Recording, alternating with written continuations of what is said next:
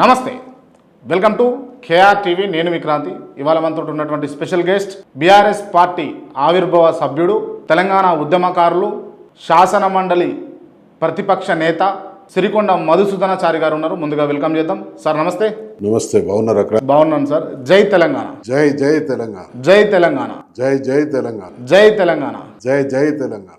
BRS ఎందుకు ఓటమి పాలైంది, ఎందుకు హ్యాట్రిక్ కొట్టలేకపోయింది అంటే మధుసూదనాచారి ఏం చెప్తారు? రాజకీయాల్లో గెలుపోవటంలో అత్యంత సహజం. ప్రజలు తెలంగాణ రాష్ట్ర సాధనోద్యమంలో సంపూర్ణంగా మాతో కలిసి వచ్చిండ్రు. ఆ తదనంతరం జరిగినటువంటి మొదటి ఎన్నికల్లో మా పార్టీ, మా నాయకుడైనటువంటి కేసీఆర్ గారు ముఖ్యమంత్రి కావడానికి వారు తీర్పిచ్చారు. 5 సంవత్సరాలు పరిపాలన చాలా బాగా చరిత్రాత్మకంగా సాగింది. ఆ తదనంతరం మళ్ళీ ప్రజా తీర్పు కూడా బీఆర్ఎస్ పార్టీకి, కేసీఆర్ గారి నాయకత్వానికి అనుకూలంగా వచ్చింది. 10 సంవత్సరాల సుదీర్ఘ పాలనా కాలంలో తెలంగాణ ప్రజలు ఊహించిన, ఆశించిన దానికంటే ఎక్కువ చేయడం జరిగింది. రాజకీయాల్లో కొన్నిసార్లు గెలుపు ఓటములు కూడా అనూహ్యంగా ఉంటాయి. వాస్తవంగా మేము ఓటమి పాలవుతాం అనేటువంటిది ఏ కోశాన ఆ రోజు మాకు ఉన్నటువంటి అనుమానం కూడా లేదు. కానీ కాంగ్రెస్ పార్టీ దేశ స్వాతంత్రానంతరం ఎక్కువ కాలం దేశాన్ని పాలించినటువంటి పార్టీ, రాష్ట్రాలను పాలించినటువంటి పార్టీ. గతంలో సమైక్య ఆంధ్రప్రదేశ్ను కూడా ఎక్కువ సంవత్సరాల పాటు పాలించినటువంటి పార్టీ. ఇక్కడ బీఆర్ఎస్ పార్టీకి, కాంగ్రెస్ పార్టీకి ఉన్నటువంటి ఒక స్పష్టమైన తేడా ఏంటంటే, బీఆర్ఎస్ పార్టీకి తెలంగాణ తేవాలి అనేటువంటి స్పష్టత ఉంది. దానికోసం ఏం చేయాలనే విషయంలో కూడా స్పష్టత ఉంది. తెలంగాణ వచ్చిన తర్వాత ప్రజలు పోరాడి సాధించుకున్నటువంటి తెలంగాణలో ప్రజల అవసరాలేంటి, వాటిని ఏ రకంగా తీర్చాలనేటువంటి విషయంలో కూడా స్పష్టత ఉన్నది. ఉద్యమంలో స్పష్టత ఉంది, రాష్ట్రం అభివృద్ధి చేయడంలో కూడా స్పష్టత ఉంది. ఇది బీఆర్ఎస్కి సంబంధించినటువంటి నిబద్ధత. ఓకే. కానీ కాంగ్రెస్ పార్టీ ఒక అస్పష్టమైనటువంటి పార్టీ. ఇక్కడ బాధాకరమైనటువంటి పరిణామం ఏంటంటే, దేశంలో ఇంత సుదీర్ఘ చరిత్ర కలిగినటువంటి పార్టీ అంత భావదారిద్ర్యంతో, అంత అస్పష్టతతో వాళ్ళు ఆచరణ సాధ్యం కాని హామీలు ఇచ్చి, ప్రజలు ఏంటి, తెలంగాణ వచ్చింది, కేసీఆర్ గారి పాలన బాగుంది, అనేక కార్యక్రమాలు అమలైనాయి, కాంగ్రెస్ పార్టీ ఇంకెక్కువ ఇస్తానంటుంది కదా. ప్రజలు కోరుకోవడంలో తప్పలేదు. వాళ్ళకు గతం కంటే మెరుగైన పరిస్థితులు బీఆర్ఎస్ ఆవిష్కరిస్తే, కాంగ్రెస్ పార్టీకి సుదీర్ఘమైన చరిత్ర ఉన్నది కాబట్టి ఇంకా గొప్పగా ఇస్తుంది కావచ్చు అనేటువంటి వాళ్ళు ఇచ్చినటువంటి హామీలను నమ్మింది. ఇక్కడ కాంగ్రెస్ పార్టీ చేసినటువంటి మోసం మనం చూస్తా ఉన్నాం. అధికారంలోకి వాళ్ళు వచ్చిండ్రు, ఏం చెప్పిళ్ళు, అధికారంలోకి రాకముందు ఇచ్చినటువంటి హామీలన్నీ అమలు చేస్తూ ఉన్నారు. కొన్నిటి విషయంలోనైతే వాళ్ళు 5 సంవత్సరాలకు సంబంధించినటువంటి హామీలు, ప్రణాళిక, 100 రోజులకు సంబంధించినటువంటి హామీలు, ప్రణాళిక, కొన్ని అయితే వచ్చినటువంటి 24 గంటలలో, 48 గంటలలో అమలు చేస్తా ఉన్నటువంటి హామీలు కూడా చూస్తున్నాం. ఈరోజు అందుకనే పవర్లోకి ప్రజలు గెలిపిస్తారు. కానీ ప్రజలు గెలిపించినటువంటి, ప్రజలకు ఇచ్చినటువంటి హామీలను నిలబెట్టుకొని వాళ్ళ జీవితాల్లో మార్పు తెచ్చి ఇంకా ఆశపడడం ద్వారా అవకాశం కోల్పోయింది బీఆర్ఎస్. ప్రజల్ని నమ్మించి మోసం చేసి అధికారంలోకి వచ్చి ఈ 17-18 మాసాల కాలంలో ఎటువంటి దయనీయమైనటువంటి పరిస్థితుల్లోకి మళ్ళీ తెలంగాణ సమాజాన్ని నెట్టివేసిండ్రు రేవంత్ రెడ్డి గారు ప్రభుత్వ నిర్వాహకం. ఆయన మాటలలోనే చూస్తున్నాం. కొంతమంది సిట్టింగ్ ఎమ్మెల్యేలను మార్చి ఉంటే బీఆర్ఎస్ అధికారంలోకి వచ్చేది అని వినిపించింది. నిజంగా అట్లా జరుగుంటే ఒకవేళ అధికారంలోకి వస్తుండేనా? ఆ రోజు మేము పోటీ చేసేనాడు మాకు ఉన్నటువంటి ప్రజాస్వామ్యంలో ఎప్పుడు 119 నియోజకవర్గాలను తెలంగాణలో కానీ, 540 పైన లోక్సభలో కానీ పార్టీలు అన్ని సీట్లకు పోటీ చేస్తే అన్ని సీట్లు కూడా గెలవాయి. అధికారంలోకి రావడం, రాకపోవడం ఒక భాగం అయితే, పోటీ చేసినటువంటి ప్రతి సీటు కూడా ఏ పార్టీ కూడా గెలవదు. సరే, ఒక చర్చ మాత్రం ఉండే కొందరు మారిస్తే బాగుండు అని. కానీ మాకు ఆ రోజు ఉన్న విశ్వాసం ఏంటంటే, 100 మంది ఎమ్మెల్యేలు ఉన్నారు కదా, 20-30 మంది దెబ్బ తగ్గినా మళ్ళీ డెఫినెట్గా 70-80 మందితోనైనా అధికారంలోకి వస్తాం అనేటువంటి నమ్మకం ఆ రోజు పార్టీకి ఉండే. మెయిన్గా కేసీఆర్ పరిపాలన పైన వ్యతిరేకత రావడానికి కారణం ఏమై ఉండొచ్చు అని చెప్పేసి మీరు అనుకుంటారు? అది పరిపాలన మీద వ్యతిరేకత కాదు. ప్రజల్ని నమ్మించడంలో కాంగ్రెస్ పార్టీ సక్సెస్ అయింది. అంటే కేసీఆర్ కూడా కొన్ని సందర్భాలలో గద్దర్ లాంటి వాళ్ళు వచ్చినప్పుడు కూడా, లేకపోతే ఇతర కార్యక్రమాలను కొంతమంది మహమ్మద్ అలీ లాంటి వాళ్ళు, ఈటల రాజేందర్ లాంటి వాళ్ళు మర్రిపోవడం కావచ్చు ప్రగతి భవన్కి వచ్చి, ఇవి కొంచెం ఏమన్నా ఇబ్బంది వాతావరణం కలిగజేసిందంటారా? కేసీఆర్ గారితో సన్నిహితంగా పనిచేసినటువంటి వాళ్ళల్లో నేను కూడా ఒక ఆయన. కొందరికి ఆ పరిస్థితి ఎదురైందంటే మరి మాకు కూడా కావాలి కదా. ఇప్పుడు తను ముఖ్యమంత్రి వ్యక్తి కాదు కదా, తప్పకుండా కొన్ని పద్ధతులు ఉంటాయి. ఆ పద్ధతుల ప్రకారం అపాయింట్మెంట్ తీసుకొని వచ్చిన వాళ్ళకు ఎవరికి కూడా కాదనేటువంటి ప్రసక్తే ఉండదు. అనుకోకుండా ఆయన ఎందులో ఎంగేజ్ అయి ఉన్నాడో, ఆ వచ్చినటువంటి టైం ఏందో, ఆ కమ్యూనికేషన్ ఉన్నదో లేదో, కొన్ని సందర్భాల్లో డెఫినెట్గా పెద్ద హోదాలో ఉన్నటువంటి వాళ్ళకు కమ్యూనికేషన్ గ్యాప్ కూడా ఉండే అవకాశం ఉంటుంది. అది రాకుండా ఉండాలంటే మనం తప్పకుండా దాన్ని పూర్తిగా కన్ఫర్మ్ చేసుకొని పోతే ఎక్కడ కూడా అటువంటి పరిస్థితి రాదు. స్కీమ్స్ ఏవైతే ఇచ్చారో ఆ స్కీమ్స్ వల్ల కూడా కొంతమంది ప్రజలు అంటే ఊహించని విధంగా ఇచ్చినప్పటికి కూడా ఎందుకు వాటిని చూసి కూడా బీఆర్ఎస్కు ఓటు వేయలేకపోయారు మొన్న ఎన్నికల్లో? అంటే ఇప్పుడు జనరల్గా ఎవరం కానీ, మీరు కానీ నేను కానీ ఇంకెవరం కానీ, మనం ఆశాజీవులు. మనుషులో ఆశ అనేది లేని మనిషి ఉండే అవకాశం ఉండదు. ఇప్పుడు ఇక్కడ ఒక స్కీమ్ ఇంప్లిమెంట్ చేస్తే దీంట్లో 2-3 రకాల ఇబ్బందులు ఉంటాయి. ఇంప్లిమెంట్ చేసినటువంటి స్కీమ్ ఏకకాలంలో అందరికి రావాలని కూడా కోరుకుంటారు. అది సాధ్యం కాదు. సపోజ్ దళిత బంధు ఉంది, చాలా అద్భుతమైనటువంటి స్కీమ్. ఏంటి దళిత బంధు యొక్క ఆంతర్యం ఏంటంటే, తరతరాలుగా సంపద సృష్టించడంలో కష్టపడేటువంటి ఆ వర్గం సంపద అనుభవించలేకపోతున్నది కాబట్టి సృష్టికర్తలైనటువంటి వాళ్ళు అనుభవదారులు కావాలి. ఆ రకంగా స్వాతంత్రం వచ్చిన తర్వాత 75 సంవత్సరాల తదనంతరం కూడా సమాజంలో పేదలు ఎవరున్నారు? ఏ గ్రామం తీసుకున్నా, ఏ మండలం తీసుకున్నా, ఏ జిల్లా తీసుకున్నా, తెలంగాణ యూనిట్గా తీసుకున్నా పేదవాళ్ళు ఎవరంటే దళితులే అంటున్నారు.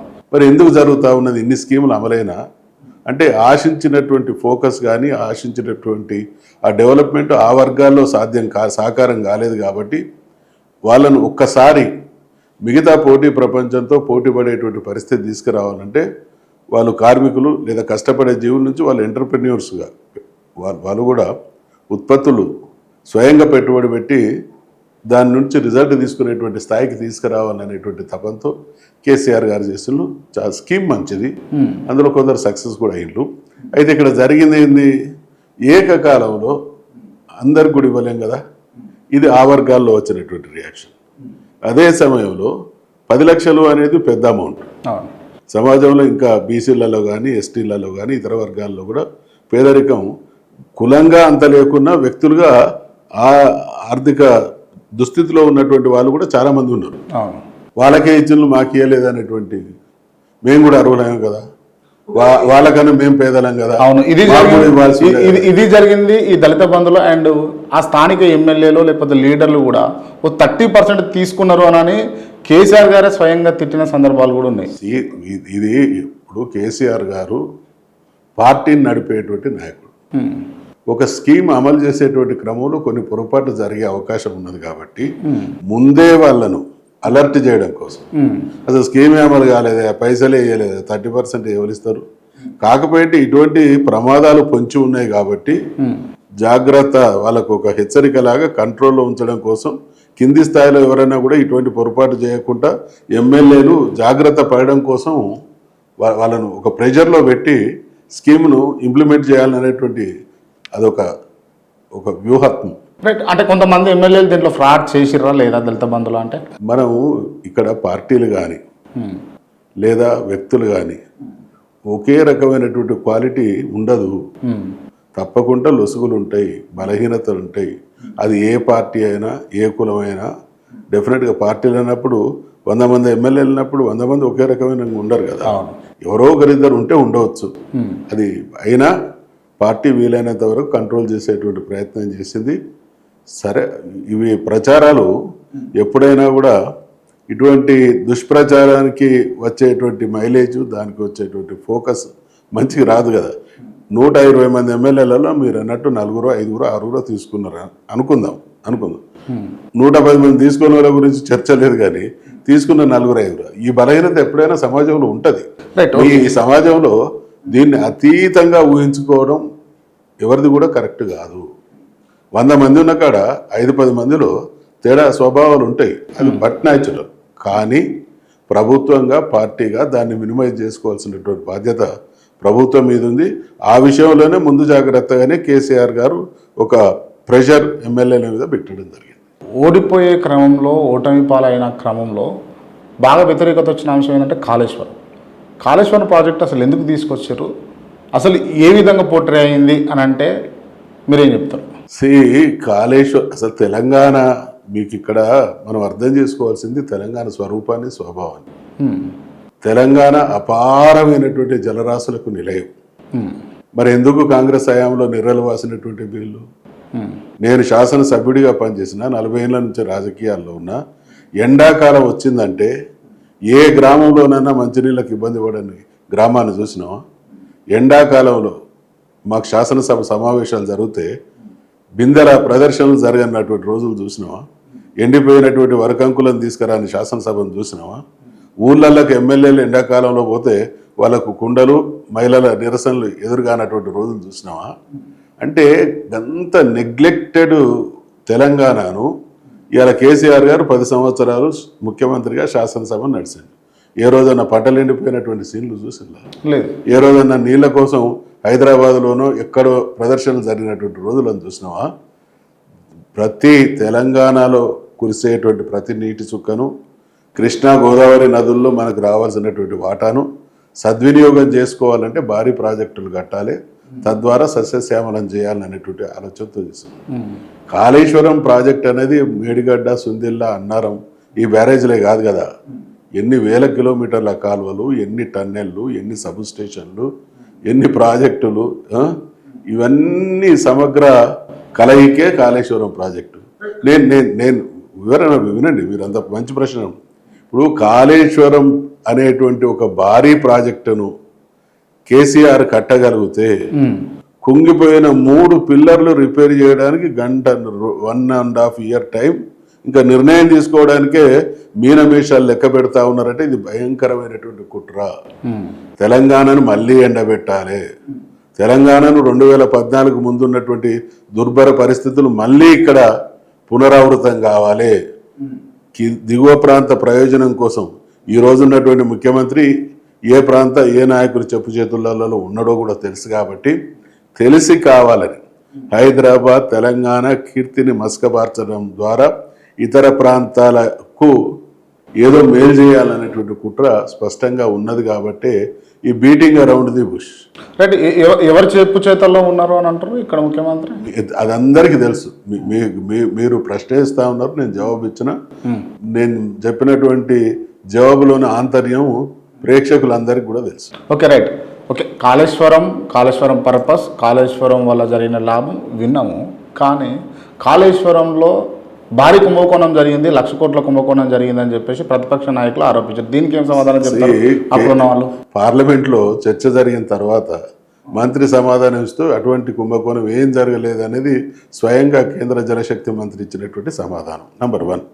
నంబర్ 2, కుట్ర జరిగింది, కుంభకోణాలు జరిగినాయి. ఇప్పుడు ఎవరు అధికారంలో ఉన్నారు?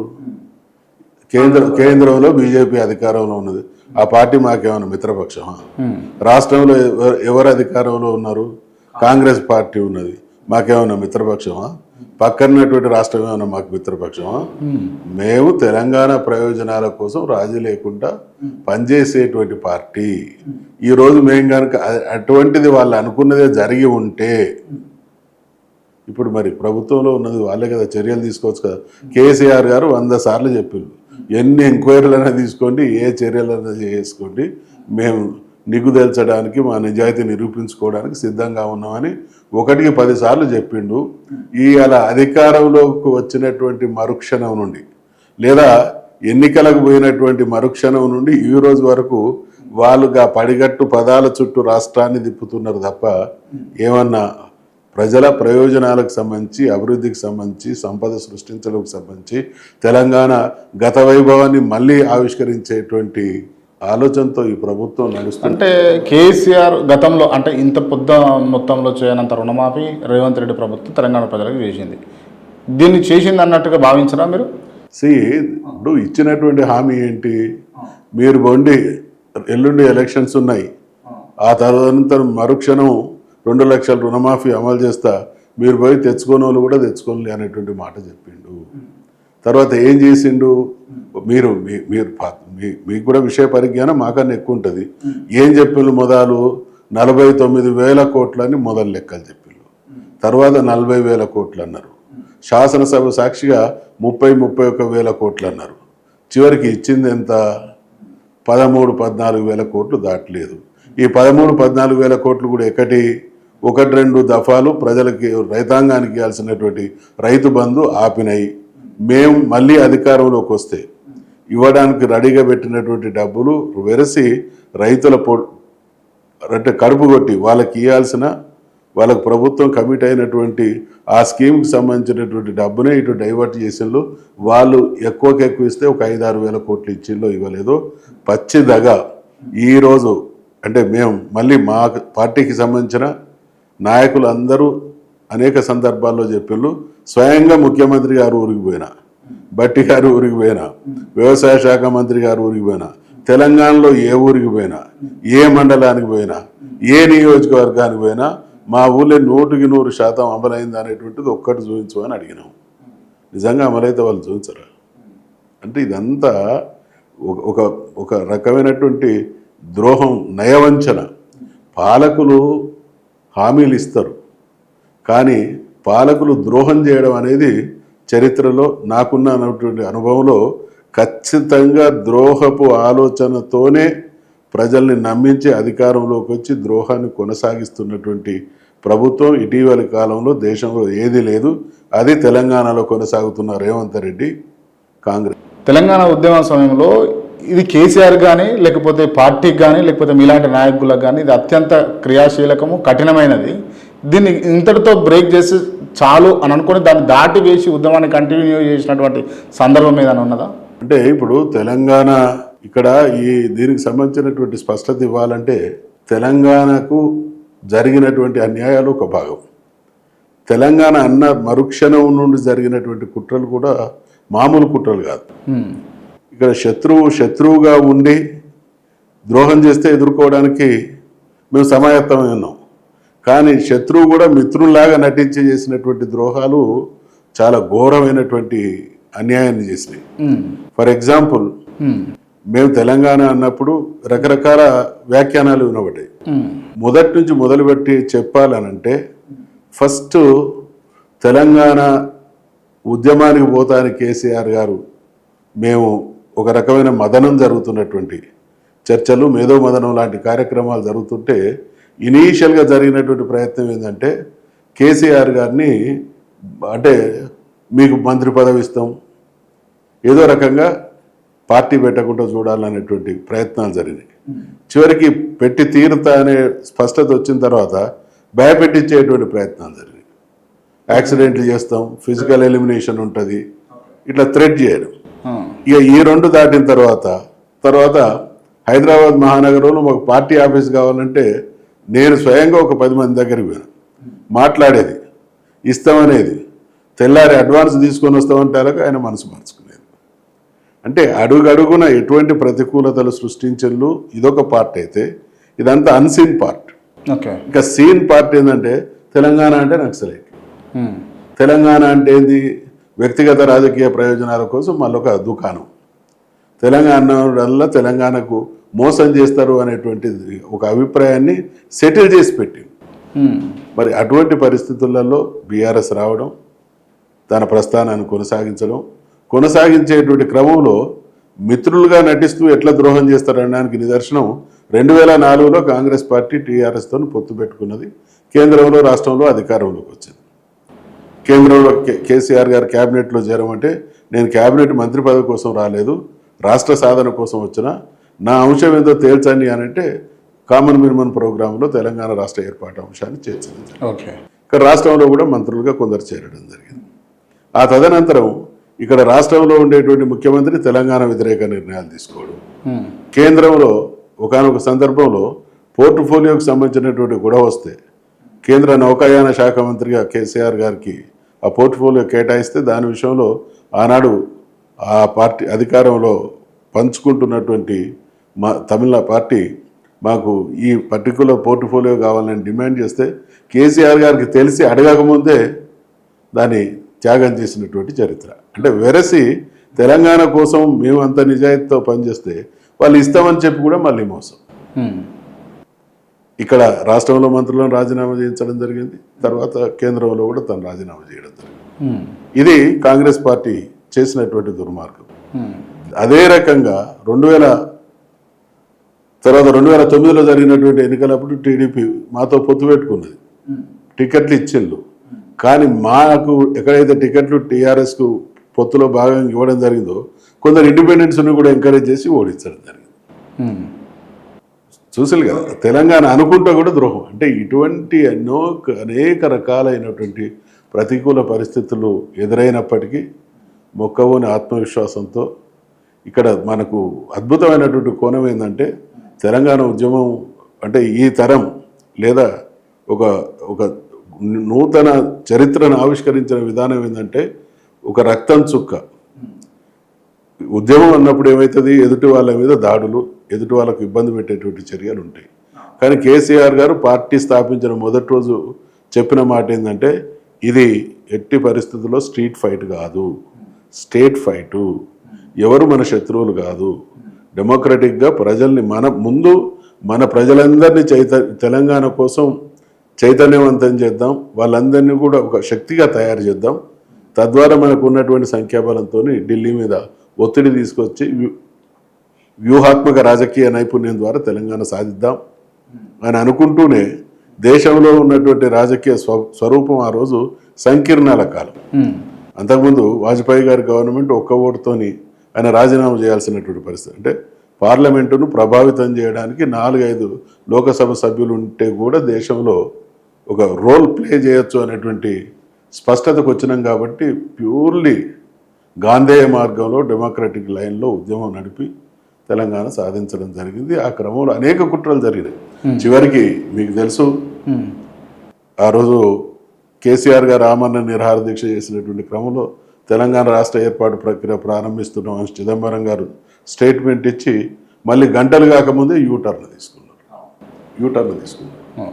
చివరికి లోక్సభలో పార్లమెంట్లో పాస్ అవుతున్నటువంటి క్రమంలో కూడా పెప్పర్ స్ప్రే చేసింది. అంటే డెలివరీ ఎంతవరకు ఇది పూర్తిగా అయిపోయేంత వరకు కూడా ప్రతి క్షణం శత్రువుల యొక్క కుట్రలు కుతంత్రాలు అడ్డుకునేటువంటి ప్రయత్నాలు నిర్విరామంగా సాగినాయి. వీటన్నిటిని ప్రజా చైతన్యం ద్వారా వ్యూహాత్మక రాజకీయ నైపుణ్యం ద్వారా తనకున్నటువంటి అనుభవం ద్వారా కేసీఆర్ గారు తెలంగాణ తేవడం విషయంలో రియల్గా మీలాంటి వారితో కలుపుకొని కేసీఆర్ గారు సక్సెస్ అయ్యిండు అన్న విషయంలో అసలు నిర్మోహమాటంగా చెప్పొచ్చు, దీంట్లో అతిశయోక్తి లేనే లేదు. కానీ చాలామంది అనేది ఏంటంటే ఒకవేళ మంత్రి పదవి కనుక ఇచ్చి ఉంటే ఆ కాలంలో కేసీఆర్ అసలు పార్టీ పెట్టకపోతుండే అని అన్నారు చాలామంది నాయకులు. ఇదంతా ఇక్కడ మీరు అర్థం చేసుకోవాల్సింది ఏంటంటే కేసీఆర్ గారి విషయంలో ఒక నాయకుడు పార్టీ పెట్టడం అంటే పాన్ బజార్ షాప్ నడపడం కాదు. పార్టీ ఆయన అనుకున్న టైంలో నేను గతంలో కూడా అనేక టీవీలకు ఇంటర్వ్యూలలో చెప్పిన ఎటువంటి పరిస్థితులు ప్రతికూలతల మధ్య ఆయన పార్టీ పెట్టిండు. 1-2 పెద్ద పార్టీలు కాంగ్రెస్ తెలుగుదేశం, 2 బలమైన నాయకులు రాజశేఖర రెడ్డి చంద్రబాబు నాయుడు, 2 బలమైన సామాజిక వర్గాలు కమ్మలు రెడ్లు, 4 ఇక వాళ్ళకు పరిశ్రమల పరంగా మీడియా పరంగా అన్ని హంగులు ఉన్నటువంటి వాళ్ళు. ఇక్కడ తెలంగాణ అనే పరిస్థితి లేదు. కేసీఆర్ గారు ఆ రోజు అంత ఎక్స్పోజ్డ్ లీడర్ కాదు. తెలంగాణ సమాజం కూడా తెలంగాణ కావాలని ఆందోళన చేస్తున్న టైం కాదు.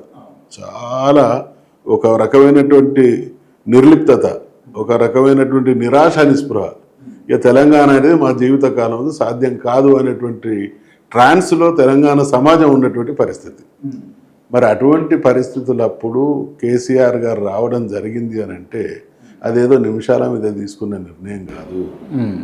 తెలంగాణకు జరుగుతున్నటువంటి అన్యాయం విషయంలో, తెలంగాణకు జరుగుతున్నటువంటి దోపిడీ విషయంలో, తెలంగాణకు వ్యతిరేకంగా ఈ ప్రభుత్వాలు తీసుకున్నటువంటి నిర్ణయాల పర్యవసానం ఏ రకంగా ఇంకా తెలంగాణ ప్రజల్ని ఇబ్బందులకు గురి చేయబోతున్నదో అనేటువంటి విషయంలో స్పష్టత ఉన్నది కాబట్టి ఆయన మనసులో అప్పటికే తెలంగాణ అన్యాయాల మీద ఒక పూర్తి క్లారిటీ ఉంటే మాత్రమే సాధ్యమవుతుంది తప్ప ఒక కొత్త నాయకుడు వచ్చి అన్నం మాట్లాడుతున్నాడు అంటే ఆయన ఎజెండా రాజకీయ ప్రయోజనం.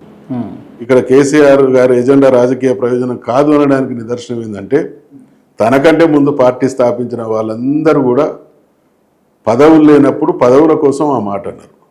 కేసీఆర్ గారు ఆ రోజు డిప్యూటీ సీఎం, అందరూ పదవుల కోసం జై తెలంగాణ అంటే ఈయన పదవులన్నీ వదులుకున్నాడు.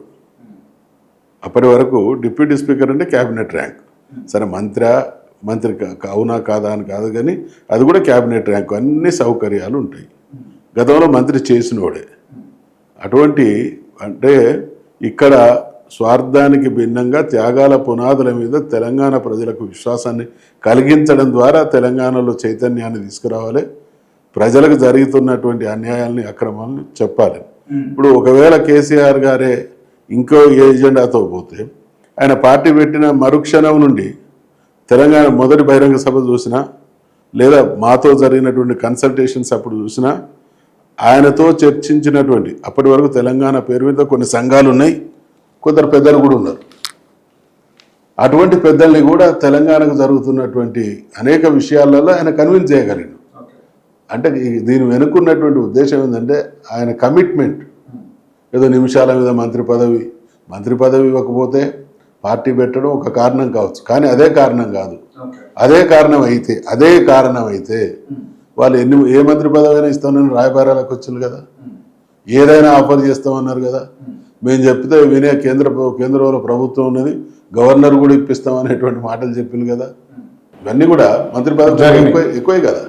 ఇటువంటి ఆఫర్స్ కూడా కన్సిడర్ చేయలేదంటే ఇక్కడ నిజాయితీ, ఇక్కడ స్పష్టత, ఇక్కడ అవగాహన, ఇక్కడ నిబద్ధతతో బయలుదేరింది కాబట్టి.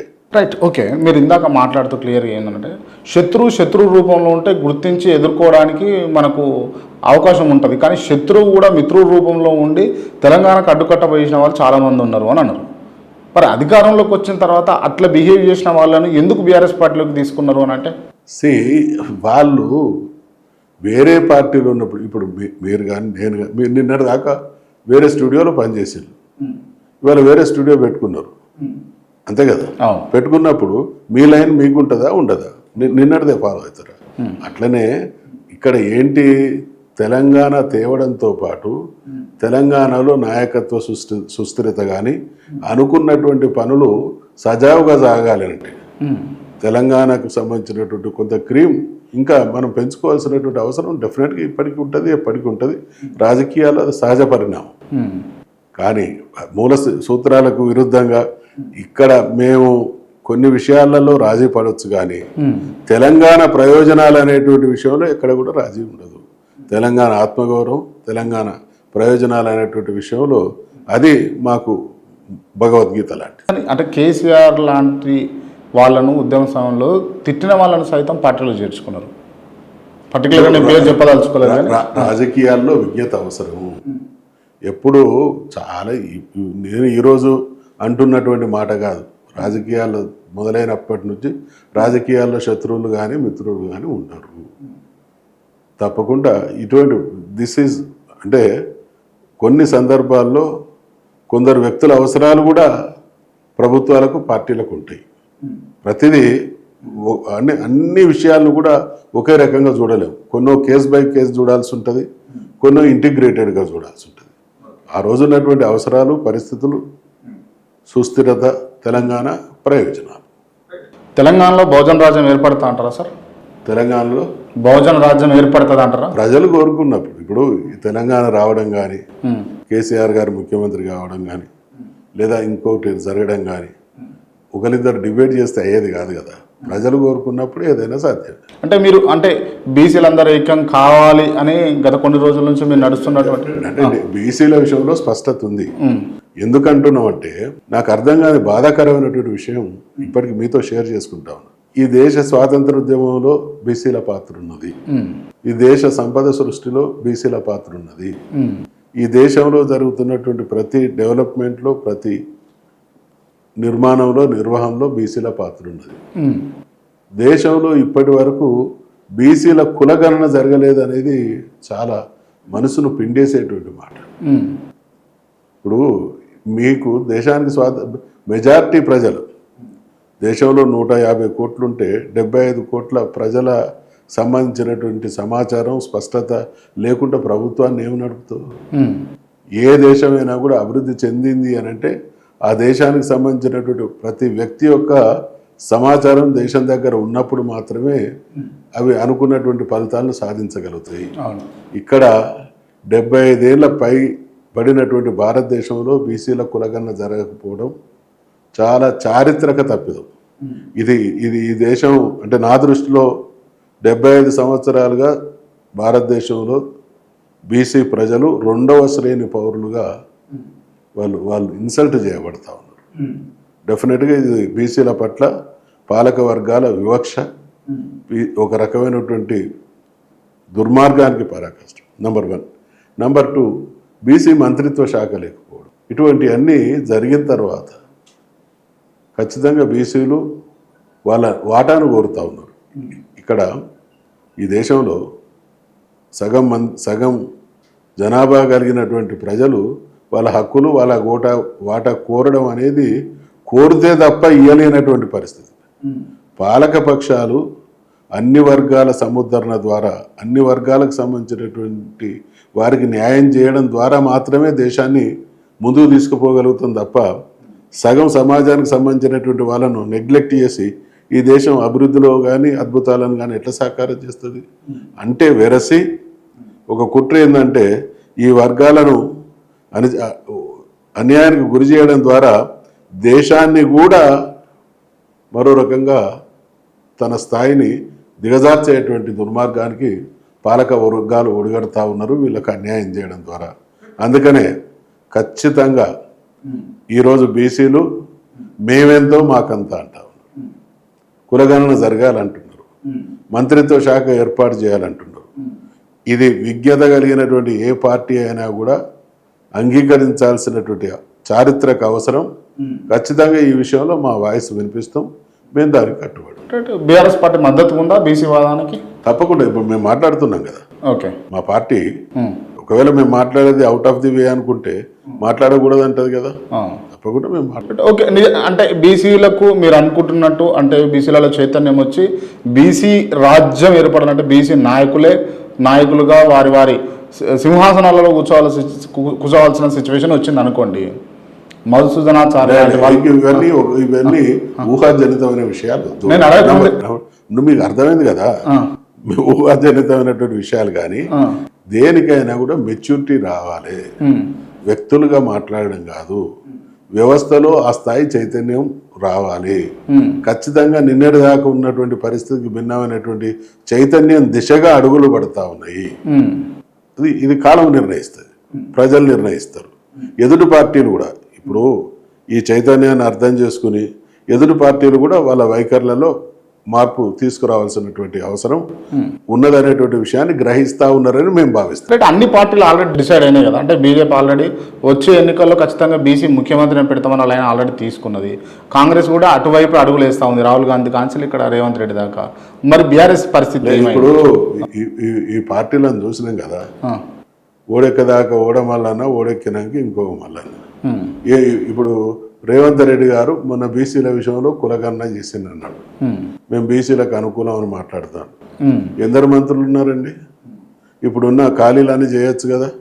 నిన్నగాక మొన్న రైట్ టు ఇన్ఫర్మేషన్ లాంటిది పెడితే ఒక బీసీ కూడా లేడు.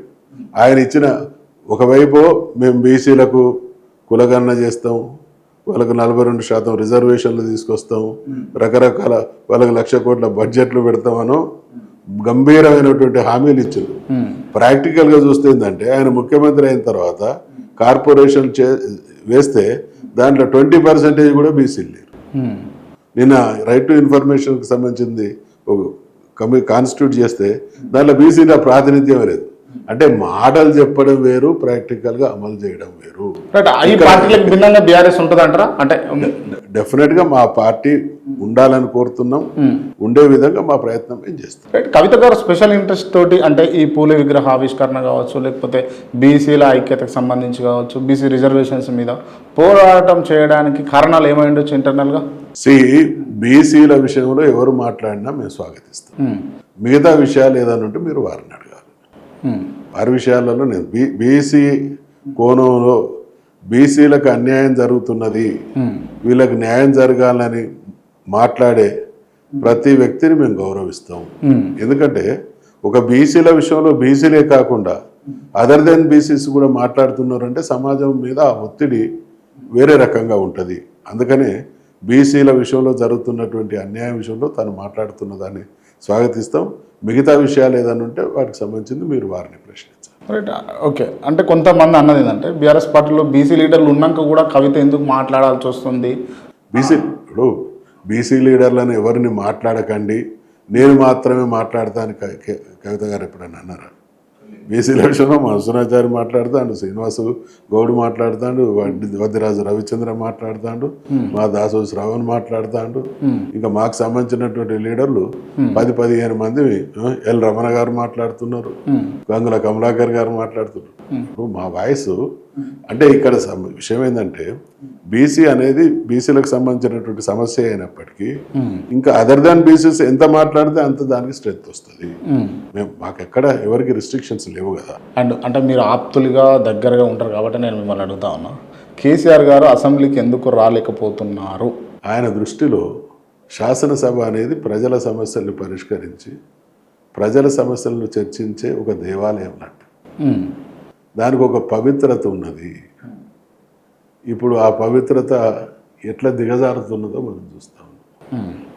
ఆయన ముఖ్యమంత్రి గారు ప్రతిరోజు డెఫినెట్గా ముఖ్యమంత్రి, ప్రతిపక్షం ఉంటుంది, ఓడిపోయినటువంటి పార్టీలు ఉంటాయి, సందర్భాన్ని బట్టి విమర్శ చేయడం అనేది అది బట్ న్యాచురల్. కానీ ఏ ఎజెండా లేదు. అది స్కూల్ ప్రోగ్రాంకి పోయినా, జైలు ప్రోగ్రాంకి పోయినా, కాలువ ఓపెనింగ్కి పోయినా, ఇంకో కంపెనీ ఇనాగ్రేషన్కి పోయినా మళ్ళీ కేసీఆర్ గారి దగ్గరికే వస్తారు. ఒక స్థాయి వ్యక్తులం కాదు, మనుషులుగా మనసునాచారే మీరే నేను. కానీ మనం ఒక హోదాకు వచ్చినప్పుడు, ఒక పదవిని చేపట్టినప్పుడు ఆ స్థాయిని సంతరించుకోవాలి.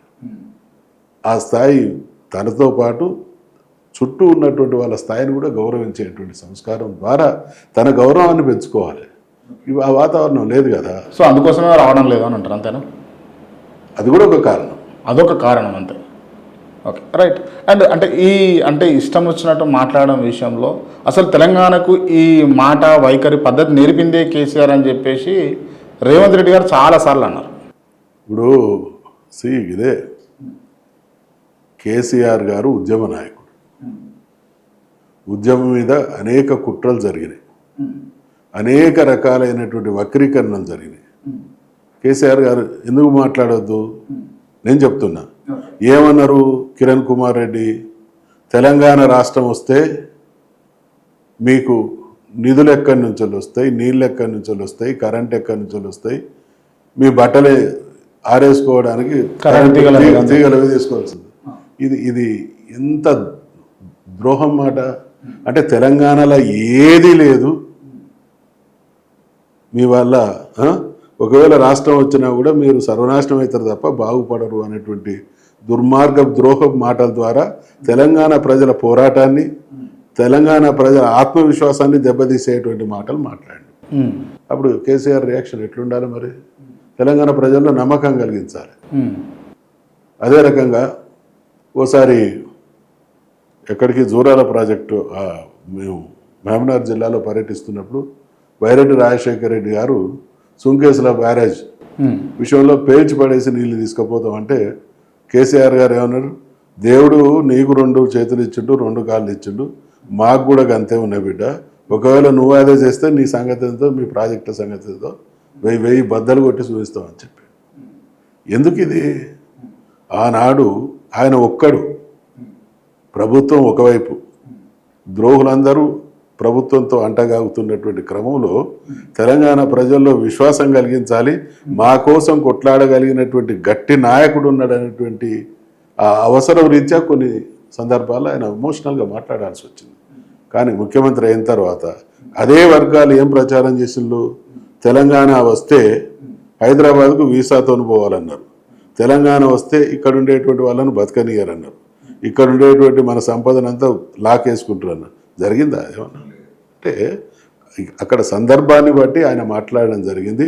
ఈయన అసందర్భంగా ఈయనకు పరిపాలన చేతగాక ఒకటి మనిషి కేసీఆర్ గారికి ఈరోజున్న ముఖ్యమంత్రి గారికి ఉన్నటువంటి నిబద్ధత ఏంటంటే ఆయనకు చిత్తశుద్ధి ఉంది, ఈయనకు చిత్తశుద్ధి లేదు. ఆయనకు సమస్యలు పరిష్కరించాలనేటువంటి ఒక నాయకునికి మనసు ఉండాలి పరిష్కారం చేయాలని. ఈయన మనసు పరిష్కరించడం కాదు, ఎదుటోళ్లను మీద అభాండాలు వేయాలనేటువంటి మనసు ఉంది. అవగాహన లేదు, అనుభవం లేదు, మనసు లేదు. ఇవన్నీ వెరసి తెల్లారులేస్తే స్థాయి దిగజార్చేటువంటి మాటలు. Right, okay. కాసేపు మనం అవుట్ ఆఫ్ ద బాక్స్ మాట్లాడుకుంటాం. మీకు అంటే దాదాపు 30-40 ఏళ్ళ రాజకీయ జీవిత అనుభవం ఉంది కాబట్టి సరే, ఎప్పుడు కూడా ఈ తిట్ల రాజకీయం, శాపనార్థాల రాజకీయాలు, శాపనార్థాలతోటి విమర్శించుకోవడం అనేది లేదు, ఆ సంస్కృతి లేకుండే. ఎందుకు ఇది మొదలైంది, ఇది పోవాలంటే ఏం చేయాలి? చాలా అంటే రాజకీయాల్లో మేము చూసిన సుదీర్ఘ కాలంలో చాలా హుందాగా ఉండేవి. కారణాలు ఏమైనా ఆ విలువలు ఆ స్థాయి తగ్గుతూ వస్తున్నాయి. ఇది ప్రజాస్వామ్యానికి శుభసూచకం కాదు. డెఫినెట్గా దీని మీద సమాజంలో ఒక డిబేట్ జరగాలి. సమాజంలో నాయకులు వారి వ్యవహార శైలి కూడా ప్రజల్లో చర్చ జరగాలి. ఈ ఈ ఈ పతనమవుతున్నటువంటి వారసత్వాన్ని భవిష్యత్ తరాలకు ఇవ్వడం అనేది కరెక్ట్ కాదు. ఒక బ్రేక్ పాయింట్ రావాల్సినటువంటి అవసరం మాత్రం. అంటే ఇది ఇక్కడ నుంచి మొదలు కావాలి, అంటే నాయకులలో మొదలవ్వాల్సినటువంటి అంశమా, లేకపోతే మీడియా పరంగా మాలాంటి జర్నలిస్టులలోనా, లేకపోతే ఎట్లా జరగాలంటే? అంటే అన్ని స్థాయిల్లో జరగాలి, కానీ ప్రజలు కానీ అన్ని వర్గాలు గమనించేది నాయకులను కాబట్టి నాయకులతోనే మొదలైతే దాని ప్రభావం త్వరితంగా గ్రౌండ్కు చేరుతుంది. ఓకే, తప్పకుండా. కానీ ఎట్ ది సేమ్ టైం సభ్య సమాజం, పౌర సమాజం, పాత్రికేయ రంగం అందరూ కూడా కొంత విజిలెంట్గా ఉండి దీనిలో మార్పు తీసుకురావడం కోసం. ఇప్పుడు ఏమవుతున్నదంటే అందరం కూడా ఆ స్పీడ్లో పడి ఆ క్షణంలో ఉన్నటువంటి అవసరాల రీత్యా దాన్ని ఈ దిగజారుతనాన్ని పెంచుతున్నాం తప్ప దాన్ని తగ్గించేటువంటి ప్రయత్నం జరగడం లేదు. అది ప్రయత్నం మొదలైతే, ఒకరితో మొదలైతే డెఫినెట్గా మనిషి తెలిసి కావాలని ఎవరు కూడా చెడును కోరుకోరు. మంచి కోసం ముందుపడే వాళ్ళు ఉంటే దాన్ని అర్థం చేసుకొని ఫాలో అయ్యేటోళ్ళు కూడా ఉంటారు. ఆ ముందుపడే వాళ్ళ అవసరం కనబడతా ఉంది. ఓకే సార్, అండ్ మొన్న జరిగినటువంటి సభ, ఎల్కతుర్తి సభ, రజతోత్సవ సభ, అసలు అంతమందిని ఎట్లా తీసుకురాగలిగారు అసలు? ఇది చూడు, రాజకీయ పార్టీలు ఒక ప్రోగ్రాం చేయాలనుకున్నప్పుడు వాటికి ఒక బ్లూ ప్రింట్ ఉంటుంది, ఓ మినిమం గ్యారంటీ ఉంటుంది. కొన్ని పార్టీలు ప్రోగ్రాం అనుకుంటే కొన్ని ఫెయిల్ అవుతాయి, కొన్ని మినిమం గ్యారంటీతో సక్సెస్ అవుతాయి, కొన్ని అనుకున్న వాటికంటే కూడా మంచిగా జరుగుతుంది. కానీ నాకు వీటన్నిటికి మించి ఇది అనూహ్యమైనటువంటి సక్సెస్ అవ. అసలు చాలా బహుశా ఎక్కడ జరిగిందో జరగలేదో నాకు తెలియదు, కానీ రికార్డ్స్ ఏమైనా అందుబాటులో ఉంటే వెరిఫై చేయాలి. 1300 ఎకరాల్లో సభ జరిగినటువంటిది అయితే నేను 1300 ఎకరాలలో పార్కింగ్ కానీ సభాస్థలి మొత్తం కలిపి 1300 ఎకరాల్లో జరిగింది. అది ఏ నెలలో? ఇవాళ మనం మేలో ఉన్నాం. ఏప్రిల్ 27వ తారీఖు అంటే క్లోజ్ టు మే. ఎటువంటి ఎండాకాలం, అటువంటి ఎండాకాలంలో ఒక మారుమూల ప్రాంతంలో అది ఎన్ని లక్షల మంది అనేది లెక్క కట్టడం ఎవరి వల్ల కాదు. ఏదో రఫ్ అసెస్మెంట్ ఉంటుండొచ్చు. అయితే ఇక్కడ అది మెగా ఈవెంట్ అనడానికి కొన్ని ఉదాహరణలు ఏంటంటే, ఆ సభాస్థలికి చేరే 3-4 ప్రధానమైనటువంటి రోడ్లు అన్నీ కూడా 4-5 గంటలు జామ్ అయినాయి. అన్నీ కూడా ఆల్మోస్ట్ ఆల్ నేషనల్ హైవేస్, చిన్న రోడ్లు కాదు, పెద్ద రోడ్లు. నేషనల్ హైవేస్ అన్నీ ఒక్కొక్క రోడ్లు 5 కిలోమీటర్లు, 10 కిలోమీటర్లు, 4 గంటలు, 3 గంటలు, 5 గంటల ట్రాఫిక్ జామ్ అనేది. మళ్ళీ అక్కడ ఎక్కడ టౌన్ కూడా లేదు. నిజంగా ఏదైనా క్లోజ్గా టౌన్ అనుకొని ఉన్నది, టౌన్ కంజెషన్ ఉన్నది అంటే అది కూడా కాదు.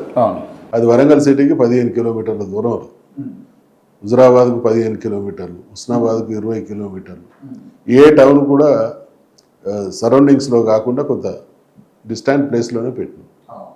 డెఫినెట్గా దీంట్లో 2, ఒకటి కేసీఆర్ గారు చాలా రోజుల తర్వాత బహిరంగ సభ పెట్టడం, కేసీఆర్ గారి పాలన ప్రజలకు మళ్ళీ గుర్తు రావడం, ఈ ప్రభుత్వ వైఫల్యాలు వెరసి అద్భుతమైనటువంటి బహిరంగ సభ. అయితే ప్రజల్లో స్పందన నేను డయాస్ మీద ఉండి గమనించినటువంటి వ్యక్తిగా ఈ ప్రభుత్వం చేస్తానని చెప్పి చేయనటువంటి స్కీముల గురించి కేసీఆర్ గారు చెప్తా ఉంటే ఆ కేరింతలకు అంటే ఇవన్నీ ద్రోహం చేసిండ్రు అనే దాన్ని సభ ఎండార్జ్ చేసింది ఆ రోజు నేను గమనించిన దృష్టి. రైట్. కానీ కొంతవరకు అంటే మా అనాలిసిస్ ప్రకారం కొంతవరకు వచ్చినటువంటి ఎవరైతే అభిమానులు కావచ్చు లేకపోతే ప్రజలు కావచ్చు అసంతృప్తి ఏంటంటే ఉద్యమ కేసీఆర్ మాట్లాడినటువంటి వ్యవహార శైలి మన సభలో కనపడలేదు, ఆ తంతులో మాట్లాడలేదు అని అన్నది. అది ఇప్పుడు కేసీఆర్ గారికి అదే ఇక్కడ 2 పార్శ్వాలు చూడాలి. కేసీఆర్ గారు ఉద్యమ నాయకుడు, కేసీఆర్ గారు పార్టీ అధినేత, కేసీఆర్ గారు ముఖ్యమంత్రి. ఇప్పుడు ఉద్యమ కాలం నాడు ఉండేటువంటి స్పిరిట్ సమాజంలో లేదు కదా. ఉద్యమకాలం నాడు ఒక్కొక్క అంశాన్ని తీసుకొని దాన్ని విడమరి చెప్పినప్పుడు వచ్చేటువంటి అప్లాజ్ వేరు. ముఖ్యమంత్రి అయిన తర్వాత అంటే అనేక పాత్రలు పోషించినటువంటి వ్యక్తిగా ఉద్యమ నాయకుడిగా మాత్రమే మాట్లాడలేడు. ఉద్యమ నాయకుడిగా కొంత ఆ పార్శ్వం కూడా కనబడ్డది. కానీ ప్రజలకు ఏముంటుందంటే ఎల్లప్పుడూ కేసీఆర్ 2001 నుంచి 2010-12 వరకు చూసినటువంటి కేసీఆర్ స్పీచ్ వాళ్ళ మైండ్లో ఫిక్స్ అయి ఉన్నది. వాళ్ళకి ఏమంటే కేసీఆర్ గారు స్పీచ్ అనగానే ఒక రేంజ్ ఊహించుకుంటారు. అది వయసు రీత్యా, అనుభవం రీత్యా అది ఎవరికి కూడా సాధ్యం కాదు. కానీ క్వాలిటీ స్పీచ్ చాలా అద్భుతంగా ఎక్కడ మీరు చూసిన కదా. చాలామంది ఇప్పుడు కాంగ్రెస్ పార్టీ నాయకులు వాళ్ళు తట్టుకోలేకపోతున్నది ఏంటంటే ఎక్కడ వాళ్ళని ఎవరిని కూడా వ్యక్తిగత పేరు కూడా తీసుకోలేదు. వేరే పార్టీల మీటింగ్లు అయితే ఎట్లుంటుంది, నువ్వెంత అంటే నువ్వెంత అన్నట్టు ఉంటుంది. ఆయన ఏమన్నా చెప్పదలుచుకున్నాడు, ఆయన తెలంగాణ ఎట్లా తెచ్చిండు, తెలంగాణకి ఏం చేసిండు, ఇప్పుడు ఏం జరుగుతుంది అనే విషయాల వరకు మాత్రమే పరిమితమైంది తప్ప ఎక్కడ ప్రజలకు ఏ మెసేజ్ అయితే తను ఇవ్వాలి, ఏ పరిధిలోనైతే సమూహాన్ని నడిపించాలనుకున్నాడో దానికి పరిమితమై మాట్లాడారు. నిజంగా అంటే ప్రస్తుతం ముఖ్యమంత్రి గారు అయినటువంటి రేవంత్ రెడ్డి పేరు తీయకుండా ఆ సభ క్లోజ్ చేయడానికి మెయిన్ రీజన్ ఏమై ఉండొచ్చు? మెయిన్ రీజను అట్లా రీజన్ అంటూ ఉండదు. కానీ ఆయనకు చాలా సందర్భాల్లో అంటే నేను గమనించింది ఆ రోజు ముఖ్యమంత్రిగా ఉన్న రోజుల్లో కానీ తదనంతరం కానీ ఎప్పుడు ఆయన వ్యక్తుల పేర్లు ఎక్కువ తీసుకోవడానికి ఇష్టపడ్డాడు. ఏదన్నా అవసరం అయితే తప్ప చాలా వరకు సబ్జెక్టుకే పరిమితం అవుతాడు. మొన్న రేవంత్ రెడ్డి గారి పేరుని తీసుకోకపోవడానికి కారణం ఏంటంటే నేను అనుకోవడం ఆయన మనసులో ఈ రేవంత్ రెడ్డి గారు తెల్లారులేస్తే జపం చేసినట్టు కేసీఆర్ గారి పేరు తీస్తారు కాబట్టి రేవంత్ రెడ్డి గారు కూడా నా పేరు తీస్తాడు అనేటువంటి అదే మానసిక స్థితిలో ఉంటారు కాబట్టి ఇది తీసుకోకపోవడం కరెక్ట్ అని ఆయన అనుకుంటున్నారు. మీరు దీని మీద రేవంత్ రెడ్డి కామెంట్స్ విన్నారా? మీరు ఏమన్నాడు? ఏం వినలే. అదే భయపడి నా పేరు తీయలేదు, దమ్ముంటే కేసీఆర్ నా పేరు తీసి మాట్లాడు, పేరు ఎత్తు అన్నట్టుగా అన్నాడు. దీనిపైన మీ రెస్పాన్స్ ఏంది? దమ్ముంటే నా పేరు తీసి మాట్లాడు, భయపడ్డారు మీరు అని అన్నట్టుగా మాట్లాడాడు. కేసీఆర్ గారు దమ్మున్నదా లేదా వేరే విషయం. యూట్యూబ్లో చిన్న పోరగాళ్ళు మాట్లాడుతాడు రేవంత్ రెడ్డి గారి గురించి. దమ్ముంటే కావాలని సమాధానం చెప్పమంటారు. కేసీఆర్ మాట్లాడాలి ఆయన గురించి. ఇవాళ తెలంగాణలో ఈ దేశం మొత్తంలో తెల్లారు లేస్తే ఒక దుర్మార్గపు సీఎంగా మాట్లాడుతున్న వాళ్ళల్లో చిన్న పెద్ద అనేటువంటి తారతమ్యం లేకుండా చీత్కారానికి గురైతున్నటువంటి మొదటి వ్యక్తి రేవంత్ రెడ్డి. ఇక గట్ల చీత్కారానికి గురయ్యేటువంటి రేవంత్ రెడ్డి గురించి కేసీఆర్ గారు కూడా మాట్లాడడం అవసరం లేదు కాబట్టి ఆయన మాట్లాడలే. ఆయన స్థాయికి అంతే కాబట్టి తన స్థాయి వ్యక్తులు, తనకంటే ఆదర్శవంతమైనటువంటి గొప్ప వ్యక్తుల గురించి మాట్లాడడం ద్వారా తన గౌరవాన్ని పెంచుకుంటాడు తప్ప సమాజం ఈసడించుకునేటువంటి వ్యక్తి గురించి మాట్లాడి తనను తాను తగ్గించుకోడు కదా. ఆ విజ్ఞత కేసీఆర్కు. రైట్. రేవంత్ రెడ్డి పరిపాలనకు, ఈ సంవత్సరంన్నర పరిపాలనకు మధుసూదనాచారి గారు 100కి ఎన్ని మార్కులు ఇస్తారు? మార్కులు ఎన్ని ఇవ్వడం అనేది ప్రధానం కాదు, కానీ పాలిటిక్స్లో అంటే ఒక రాజకీయ పార్టీ అధికారంలోకి రావడం కోసం ఏదైనా మాట్లాడడం అనేది ఇది ప్రజాస్వామ్యానికి మంచిది కాదు.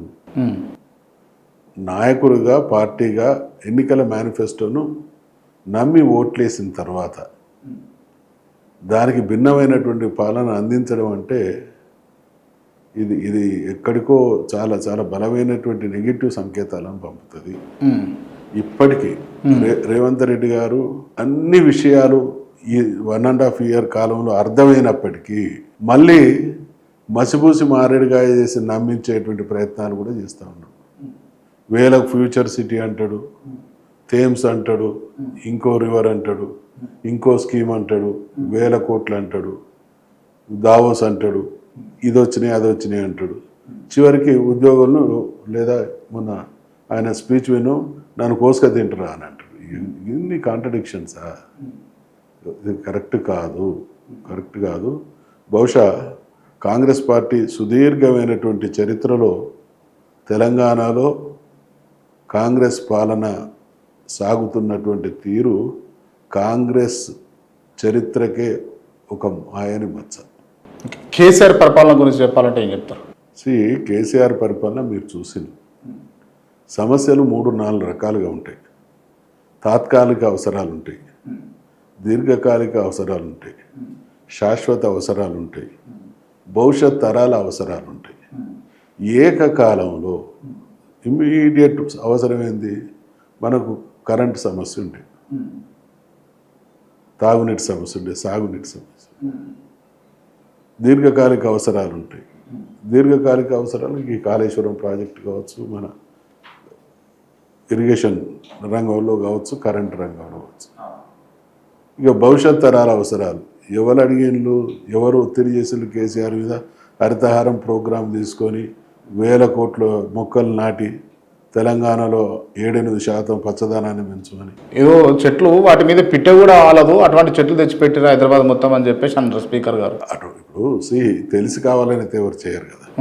ఒకవేళ ఆయన చెప్పింది కరెక్ట్ అయితే ఇప్పటి నుంచి అటువంటి జరగకుండా కొన్ని విషయాలు అన్నీ మనము ఉద్దేశం మంచిదే కావచ్చు, కానీ దానివల్ల చెడు రిజల్ట్స్ ఉంటే రెక్టిఫై చేసుకోవాలి తప్పకుండా.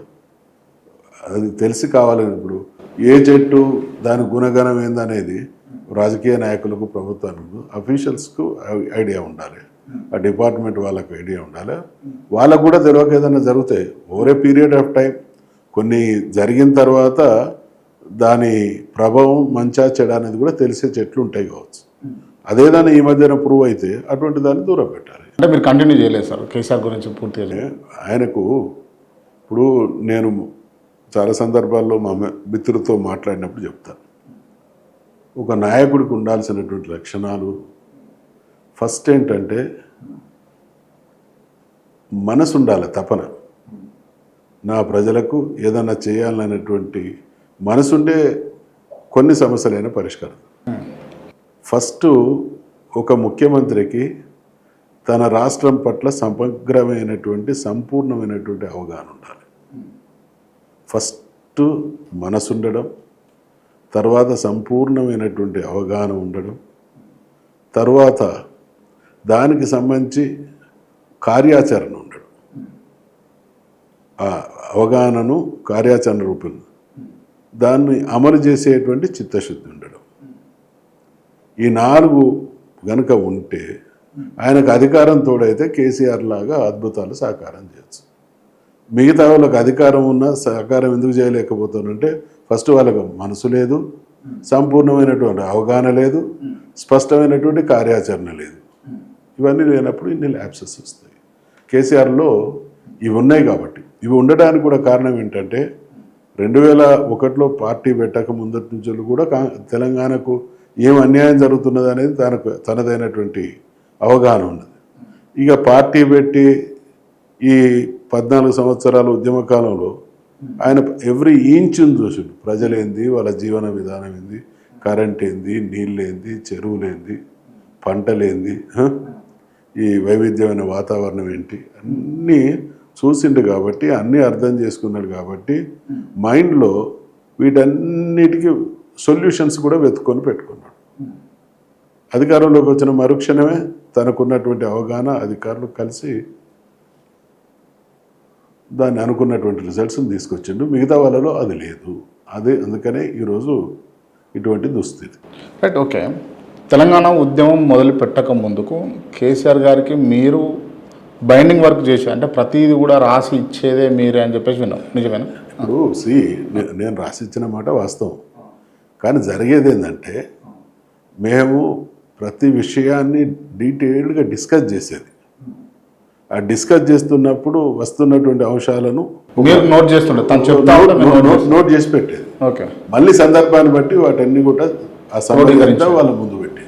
ఇది నా కవిత్వం కాదు, అందరూ ప్లస్ అందులో కేసీఆర్ గారు కంట్రిబ్యూట్ చేసినవి ఎక్కువ నేను రికార్డ్ చేసేది. రికార్డ్ చేసినటువంటి విషయాల్ని సందర్భాన్ని బట్టి ప్రెస్ కాన్ఫరెన్స్ కానీ మీటింగ్స్ కానీ దాన్ని ఏ సందర్భాన్ని ఏది వాడుకోవాలనేది ఇక మేము డిస్కస్ చేసి పెట్టుకున్నాం కాబట్టి నాకు ఐడియా ఉంటుంది. దాన్ని ఒక ఫ్రేమ్ చేసి ఒక ఫార్మాట్లో తన ముందు వచ్చేది.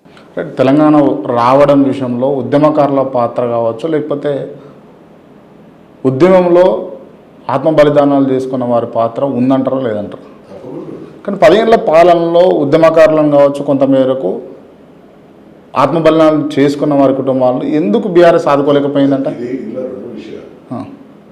ఖచ్చితంగా బలిదానం చేసుకున్నటువంటి కుటుంబాలను ఉద్యోగాలు ఇవ్వడం, వాళ్ళకు ఆర్థికంగా ఆదుకోవడం, అన్ని రకాలుగా గౌరవించడం జరిగిన మాట వాస్తవం. అయితే ఉద్యమకారులు అనే విషయంలో కొంత తేడా ఉంది. ఏముంది అంటే ఇక్కడ ఒక ఉద్యమం అంటే జనరల్గా 5 మంది 10 మంది 100 మంది ఉంటారు. ఈ తెలంగాణ ఉద్యమ క్రమంలో ఇంటికొకరు ఉన్నారు. అసలు ఉద్యమించని ఇల్లు ఎక్కడన్నది చెప్పండి.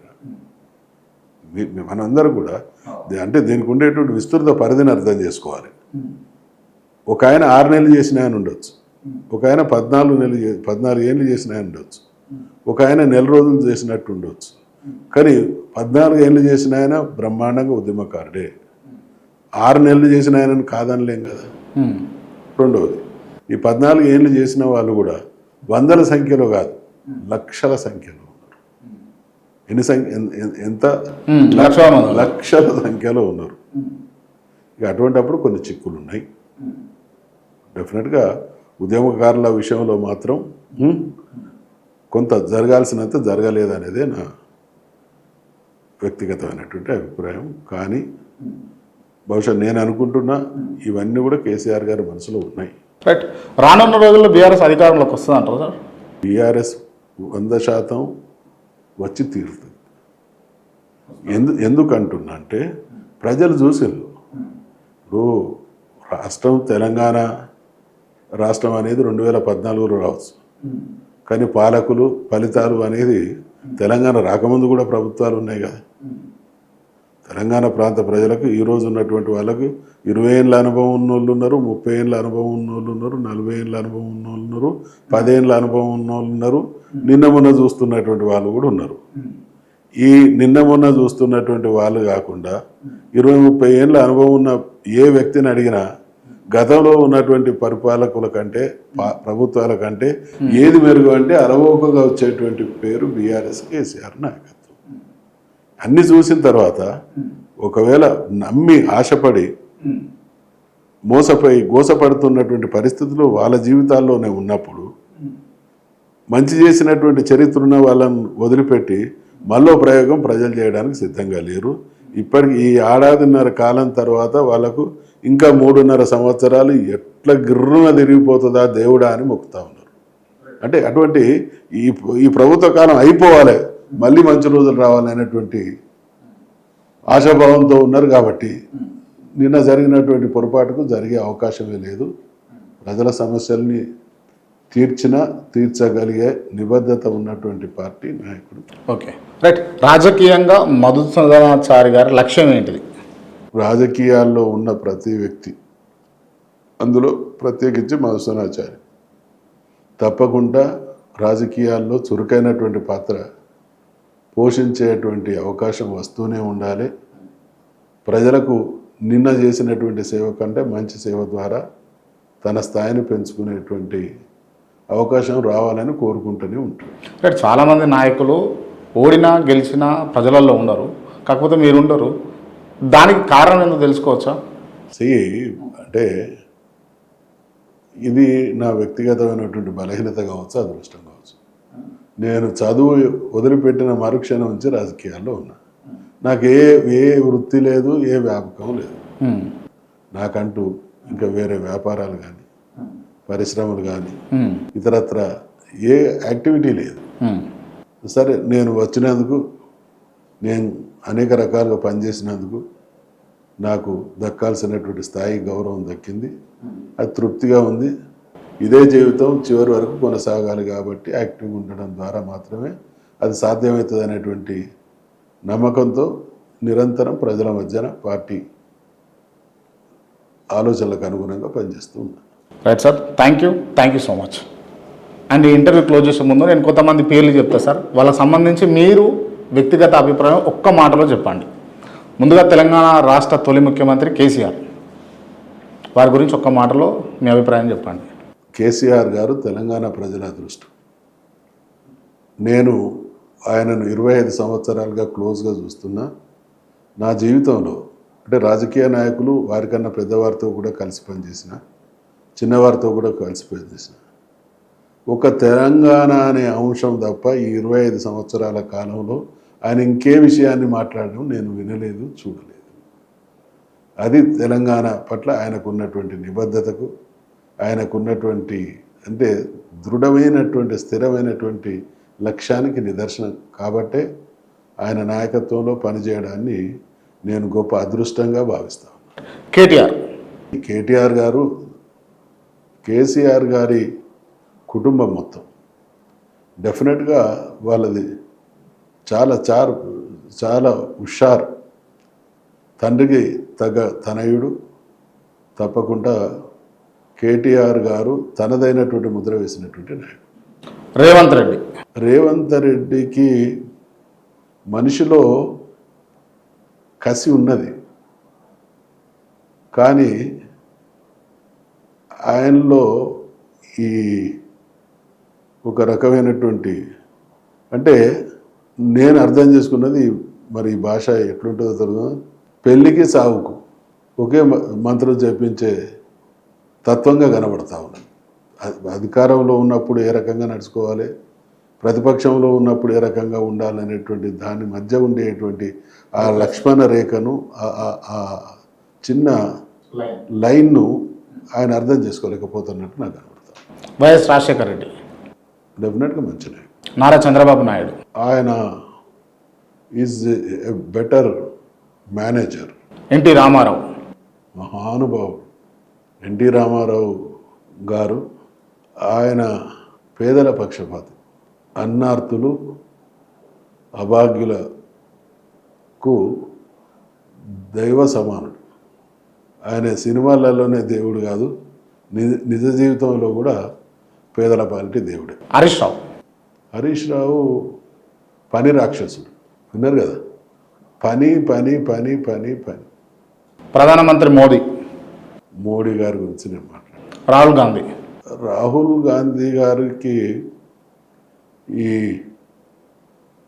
కొంత దేశ పర్యటన తర్వాత మెచ్యూరిటీ లెవెల్ పెరిగినట్టు నేను కూడా భావిస్తూ ఉన్నా.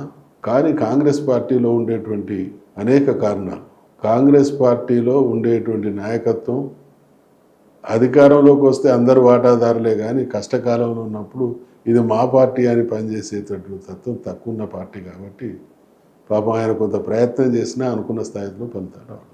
మధుసూదనాచారి సగటు రాజకీయ నాయకుడు, కొంచెం విలువలకు కట్టుబడి. ఎన్టీ రామారావు గారి పిలుపు మేరకు వచ్చినటువంటి ఆ తరం భావజాలం ఉన్నటువంటి నాయకులు. తప్పకుండా మా ఎజెండా, మా లక్ష్యం ప్రజలకు మంచి చేయడం, ప్రజలకు మంచి జరగడం. దానికి పరిమితమై మాత్రం ఎక్కువ పనిచేస్తాం. క్రాంతి మంచి షార్ప్ జర్నలిస్ట్, మంచి భవిష్యత్తు ఉండే లక్షణాలు బాగున్నాయి. ఇంకా ఇంకా ఇంకా ఎదుగుతారనేటువంటి ఆశాభావం వ్యక్తం చేస్తాం. Thank you sir.